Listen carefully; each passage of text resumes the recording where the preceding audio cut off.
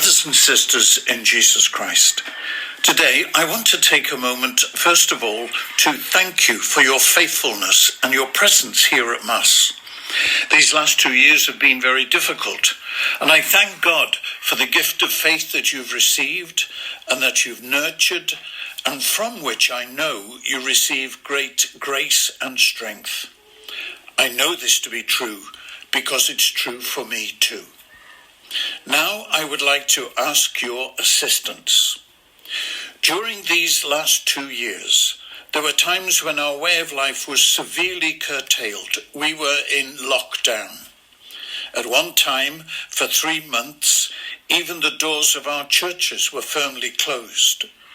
Being unable to enter the house of God and to take part fully in the celebration of Mass was, for many, an experience of real dismay and pain. But that is no longer the case. We are able again to fashion the way of life that we choose. The doors of our churches can stay wide open. Yet, as you know, many have not resumed the pattern of coming to church week by week. Other activities have filled that space. For some, the thirst for being at Mass, for celebrating life-giving sacraments, has diminished. This is where I ask for your help. I would like you to be ready to approach those whom you know and who are not present here today with a word of invitation for them to join us. I know this is not easy. You may well feel it's an intrusive thing to do.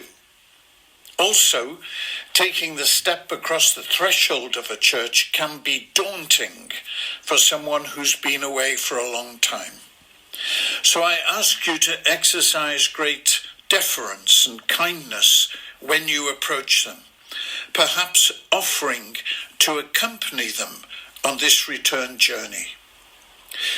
I make this request now, not simply because fear and restrictions are eased, but because we are approaching Lent, the traditional and powerful season of our renewal in faith.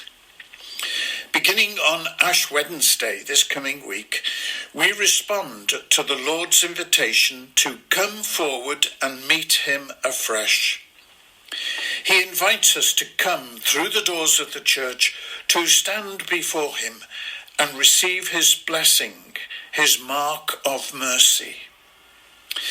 Lent's the time to reset our patterns so that there is time for God in our hearts and in our weekly routines.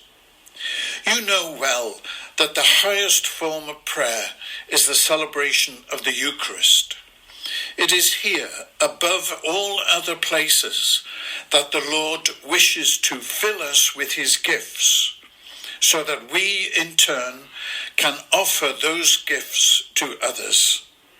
And then, when we give that which we have received, we bring this precious light of Christ into the world. He is the best antidote to the darkness of the pandemic, to the loneliness it has brought, to the lack of clear hope for the future, to the deep weariness and unexpressed resentment that has entered into the souls of so many. So please, do what you can to invite those who are missing to come with you to be part of this great family of faith and prayer. If each of you can give a word of encouragement to one other person, to one other family, then the reward will be great. Then we can journey together to Easter. There we will proclaim again that Jesus alone has mastered death, and that he alone is the Lord of life, that he is now among us and calling us to come to meet him here in this house of God, in this gate of heaven. I thank you again for your presence here today. I thank you for all that you will do in response to this request, and I ask God's blessing on the words that you will speak. Remember the words of St. Paul that we've just heard. Keep on working at the Lord's work, always knowing that in the Lord you cannot be labouring in vain. Please continue in your prayer for peace in Ukraine. We cry out, no more war, no more violence. And remember me in your prayers, as I will remember you, the faithful people of God.